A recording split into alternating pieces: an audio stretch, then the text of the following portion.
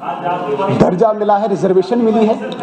मुझे बताइए, पहली बार ये असेंबली गुजर बकरवाल समुदाय के 9 एमएलए यहाँ पे देख रही है। ये केवल और केवल नरेंद्र मोदी जी की देन है। मैं खामोश रहे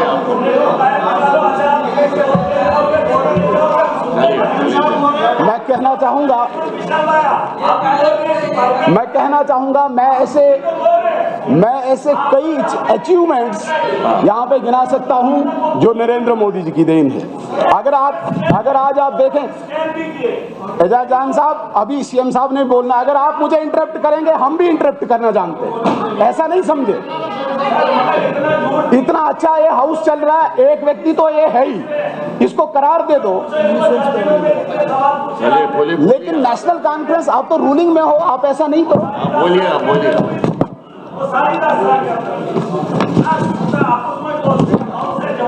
ऐसी कई मैं अचीवमेंट्स गिना सकता हूं। और सबसे बड़ी बात है, जम्मू कश्मीर में एक ट्रांसपेरेंसी आई है। जम्मू कश्मीर में फाइनेंशियल रिफॉर्म्स आए हैं। हमने जम्मू कश्मीर की सरकार में भी देखा है, यहाँ पे नौकरियां बेची जाती थी, यहाँ पे जंगल बेचे जाते थे, यहाँ पे ठेके बेचे जाते थे, जिसको मर्जी जो नौकरी दे दो, सीक्रेट डब्बी के पन्ने पे नौकरी लिख के दे देते थे।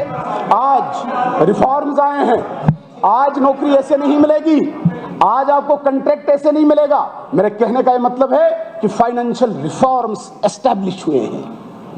आज आपको एक छोटा सा काम भी करना है, एडमिनिस्ट्रेटिव अप्रूवल आपको लेना पड़ता है। ये सारे रिफॉर्म्स तब हुए जब यहाँ पे यूटी बनी, जब यहाँ पे नरेंद्र मोदी जी का विजन एस्टैब्लिश हुआ। मेरे बहुत सारे साथियों ने यहाँ पे 370 को लेके बहुत बातें की, बहुत वरिष्ठ लोग भी हैं, मैं आदर भी करता हूं, रिस्पेक्ट भी है, मुझसे ज्यादा उनको नॉलेज है, अनुभव है। लेकिन जितनी मुझे जानकारी है, भारत एक सेकुलर स्टेट है, एक सेकुलर कंट्री है। मुझे बताइए, एक सेकुलर टेरिटरी में एक और स्टेट का निर्माण कैसे हो सकता है, और जिस स्टेट का आइडिया टू नेशन थ्योरी की एक्सटेंशन हो। अजीब तमाशा है। पूरी 562 रियासतों का विलय हुआ, कहीं पे भी इस प्रकार की आपको कंसेशन देने की जरूरत नहीं पड़ी। चूंकि मुस्लिम मेजॉरिटी स्टेट है, इसलिए हम भारत के संविधान को एक्सेप्ट नहीं करेंगे। क्यों नहीं करेंगे?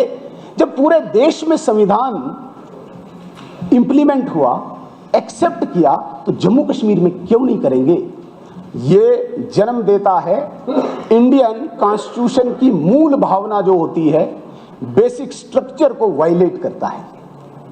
ये इसलिए करता है क्योंकि स्टेट विद इन स्टेट नहीं होती है, और इसको हमने स्पेशल स्टेटस माना। क्या था स्पेशल स्टेटस? स्पेशल स्टेटस आप मांगे, आप पैकेज को ही मांगे, आप इंफ्रास्ट्रक्चर को ही मांगे, आप एम्प्लॉयमेंट को ही मांगे, नहीं, हमें कॉन्स्टिट्यूशन अलग चाहिए। क्यों चाहिए कॉन्स्टिट्यूशन अलग? भाई, ब्रिटिशर्स ने एक बहुत बड़ी कॉन्स्पायरेसी के तहत भारत का डिवीजन किया, 2 हिस्से किए, पाकिस्तान ऑलरेडी बन गया है, लेकिन भारत एक सेकुलर स्टेट है। यहाँ का कॉन्स्टिट्यूशन हर एक इंसान पर लागू होता है जो इस भारत में रहता है। लेकिन चूंकि मैं जम्मू कश्मीर में रहता हूं, मुझे कॉन्स्टिट्यूशन अलग चाहिए, मुझे झंडा अलग चाहिए, मुझे प्रधान अलग चाहिए। किस लिए? ऑलरेडी भारत का विभाजन हुआ है।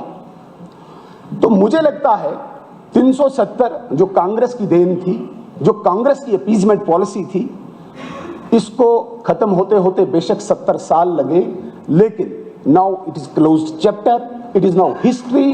ये दोबारा कभी आएगा नहीं। मैं कहता हूं, अब कोई भी पार्टी आए, अब भारत के संविधान के मूल भावना को वो ठेस नहीं पहुंचा सकते हैं, अहित नहीं कर सकते हैं, क्योंकि अब ये बेसिक स्ट्रक्चर को वायलेट करेगा। ये एक टेम्परेरी प्रोविजन था। जब तक आपने भारत के संविधान को पूर्णतः लागू नहीं किया, तब तक एक टेम्परेरी प्रोविजन था। बहुत यहाँ पे लीगल एक्सपर्ट्स हैं, वो ज्यादा समझते हैं।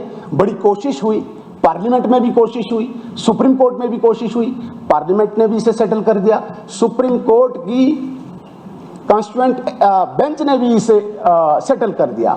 अब मुझे बताइए, हमारा कौन सा इख्तियार नया है इस असेंबली में, जिसमें हमें लोगों के इश्यूज को डिस्कस करना चाहिए था, यहाँ की समस्याओं को डिस्कस करना चाहिए था, हम टाइम वेस्ट कर रहे हैं। क्योंकि इस असेंबली का दायरे इख्तियार हमें समझना चाहिए। हम पार्लियामेंट को यहाँ से आंखें नहीं दिखाते हैं। पार्लियामेंट का इख्तियार है, वो स्टेट को 2 स्टेट्स बना सकते हैं, 2 स्टेट्स की 1 स्टेट बना सकते हैं। यदि हमें इतना ही जोश है, हम जाएं पार्लियामेंट में, अक्सरियत जमा करें, वहां पे डिस्कस करें। नहीं, यहां पे डिस्कस करेंगे क्यों? क्योंकि वो जो जिन्ना की 2 नेशन थ्योरी थी, उसको जिंदा रखना चाहते हैं। मुझे लगता है जम्मू कश्मीर की जनता ने इसको रिजेक्ट किया है, ये दोबारा यहां पे होगी नहीं। ऑनरेबल स्पीकर सर, के बाद आप देश में गए, 200 को सीटें नहीं लिया आपने। ऑनरेबल स्पीकर सर, और महाराजा जिन्होंने इस स्टेट को अपना सर्वस्व न्यौछावर किया, उस महाराजा का अपमान लगातार हुआ और आज तक होता रहा है। मुझे इस हाउस के बैठे बहुत बड़े बड़े लीडर्स पे भी बड़ा मतलब आश्चर्य होता है कि राइट फ्रॉम 1927 से लेके 31 से लेके 47 से लेके 1949 से लेके महाराजा का अपमान होता रहा। कब तक करोगे? आज जिस स्टेट में आप हो, ये महाराजा की देन है और यहां से आप अपमान करते जाओगे। मैं कहना चाहूंगा 1931 में यंग मुस्लिम एसोसिएशन का सहारा लेकर लोगों ने जम्मू कश्मीर के लोगों को भड़काया, अफवाहें फैलाने की कोशिश की गई, महाराजा के कैरेक्टर एसेसिनेशन करने की कोशिश की गई। इस प्रकार की तब की अफवाहें फैलाने जाने लगी और ये सारा ब्रिटिश ऑफिशियल्स के इशारे पे होता रहा। इसमें कोई शक नहीं है। जहां तक बात आती है, यहां मैंने कल कहा मार्टियर्स डे पर आप लोगों ने बहुत शोर हल्ला किया। मैंने उन लोगों की बात की जिन लोगों ने महाराजगंज में कश्मीरी पंडितों की दुकानें जलाई, जिन लोगों ने सफा कदल में, नवा कदल में, विचार मंच में वहां पे कश्मीरी पंडितों को निशाना बनाया। मैं यहां पे कोट करना चाहूंगा प्रेमनाथ बजाज, जो स्वर्गीय शेख अब्दुल्ला साहब के बड़े नजदीकी थे, उनकी बुक में ये लिखा गया है। आप उसको भी छोड़िए, बरजोर दलाल की रिपोर्ट लाइए सामने, वो तो हमने तैयार नहीं किया था, वो क्या कहते हैं। और टेस्टिमोनी किनकी हुई है तब, जिनका बिस्को स्कूल है, उनकी टेस्टिमोनी है, उनके रिकॉर्ड स्टेटमेंट्स रिकॉर्ड है वहां पे, तो वो क्या कहते हैं। फिर भी हम इस कहानी को, इस हिस्ट्री को जुटलाएंगे, ये कम से कम इस डोगरा स्टेट के लोग कबूल नहीं करेंगे। जहां तक बात आती है, नहीं अभी तो मैं उठा हूं, टाइम आप एक्सीड कर रहे हैं ना। करिए, थोड़ा सा करिए, मेरे लिए भी करिए। हमने 2 बार एक्सटेंड किया शेर साहब की स्पीच, 2 बार, और अब भी कुछ लोग यहां पे पाकिस्तान से बातचीत की हिमायत करते हैं, बड़े सीनियर लोग। मुझे नहीं समझ आता उन्हें मिलता क्या है। क्या ये डोमेन है इस असेंबली का? Ministry of external affairs exist नहीं करती है हिंदुस्तान में? हम उनसे ज्यादा तेज हैं, हमारे पास उनसे ज्यादा कोई अथॉरिटी बैठी हुई है। हर वक्त सुबह उठे पाकिस्तान से बातचीत करो। भाई उनको पता है कब पाकिस्तान से बातचीत करनी है और वक्त आने पे बार बार की भी है। खुद पिछले सेशन में ऑनरेबल सीएम साहब ने वहां पे माना था, क्योंकि ये भी तब पार्टनर रहे हैं भारतीय जनता पार्टी की गवर्नमेंट के। और खुशकिस्मती ये थी कि एक्सटर्नल अफेयर्स में शायद एमओएस ये भी थे।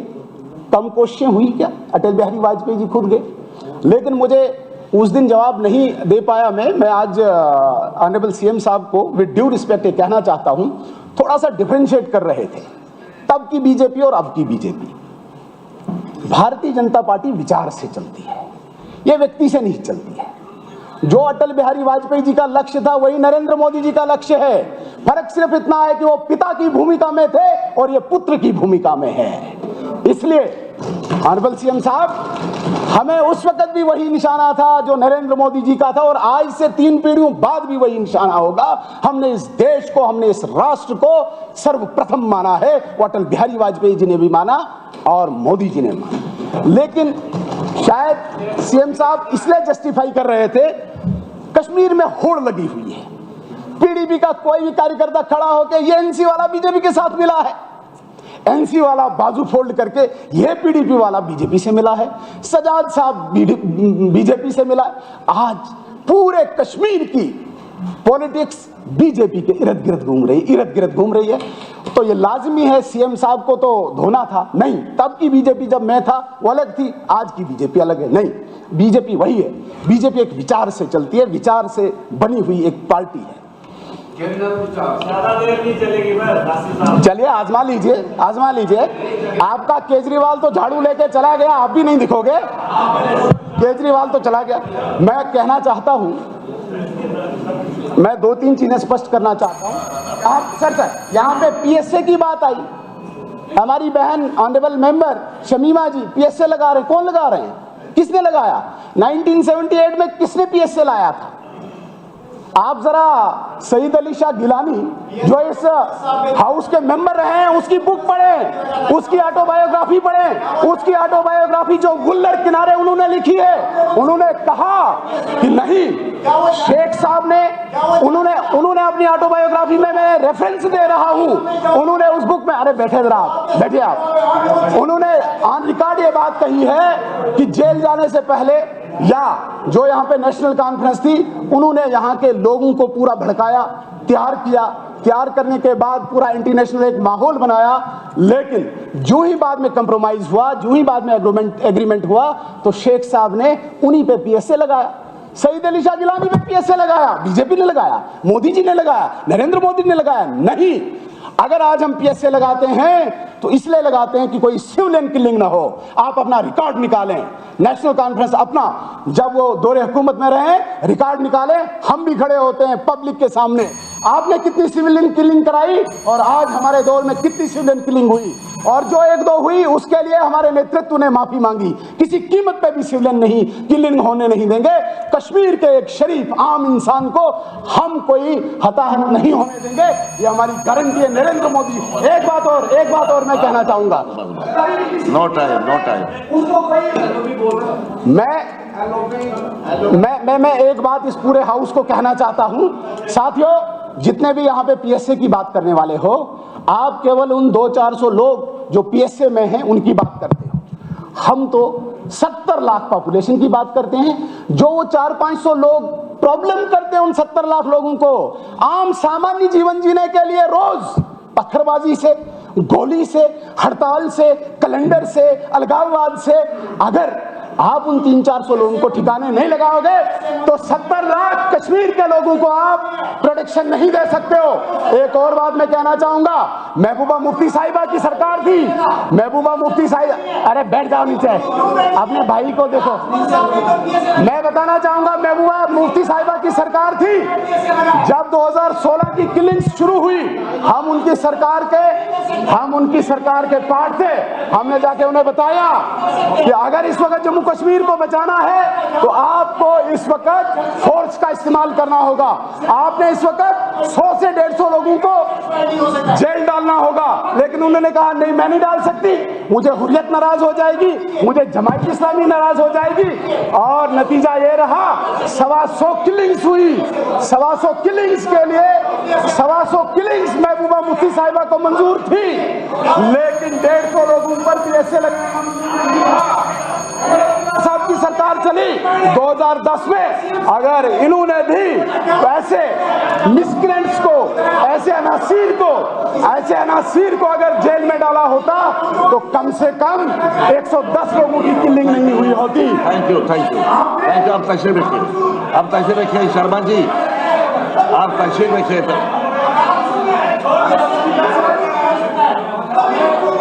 आप तशरीफ हो गया बाबू। चीफ मिनिस्टर साहब ने महाराजा के विरुद्ध डिक्टेटर शब्द का इस्तेमाल किया है, जिसका हमें पूरा अफसोस है। और हम इस हाउस में ऐसे शब्द की निंदा करते हैं जिस महाराजा के लिए, मुझे पता है आपको इन्होंने भेजा है,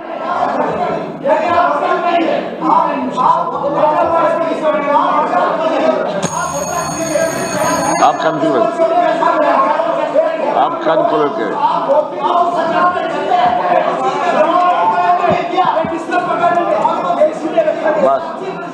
बस कंक्लूड करें आप। Sharma ji it is too much now. Mister Sharma, Sunil ji अब तशरीफ। यहाँ पे कहा गया, एक लास्ट सवाल, मीर सैफुल्लाह साहब ने कहा कि नहीं, कुर्बानियां सिर्फ नेशनल कॉन्फ्रेंस के कार्यकर्ताओं ने दी। मीर सैफुल्लाह साहब, नेशनल कॉन्फ्रेंस नहीं, 1953 से लेके जब यहाँ पे नेशनल कॉन्फ्रेंस ने तिरंगे को नहीं लगाने दिया, तब प्रजा परिषद के लोग तिरंगा लेके निकले और आपकी फौज ने उन पे गोलियां चलाई, 18 लोगों को शहीद किया। और आज आप कहते हैं कि हमारे वर्कर नहीं। हम तो यहाँ पे शगुन परिहार जी, जो हमारी विधायिका है, इनके घर में देखे, इनके पिताजी, इनके चाचा जी का कत्ल हुआ, शहीद किया गया। मैं गिनाऊंगा यहाँ पे सतीश भंडारी को शहीद किया गया, संतोष ठाकुर को शहीद किया गया, रुचर कुमार को शहीद किया गया, अनेकों ऐसे गिना सकता हूं मैं। और सबसे बड़ी बात, कश्मीर की पहली शहादत टीकालाल टपलू की है, जो भारतीय जनता पार्टी का विचार लेके कश्मीर में था, इसलिए मारा गया, इसलिए उसको शहीद किया गया, इस पे गोलियां उन पे चलाई गई, क्योंकि वो भारतीय जनता पार्टी का विचार लेके वहां पे खड़े थे। बस आप please conclude now, please conclude. It is too much now. Use किया है महाराजा के प्रति, आपको अपॉलॉजी लेनी चाहिए इसके लिए, क्योंकि पूरा डोगरा समाज, पूरा जम्मू का समाज इस चीज को कभी एक्सेप्ट नहीं करेगा। बस आप तशरीफ रखिए, आप तशरीफ रखिए। अब चले स्पीकर साहब, दो बातें मैं कहना चाहूंगा। वैसे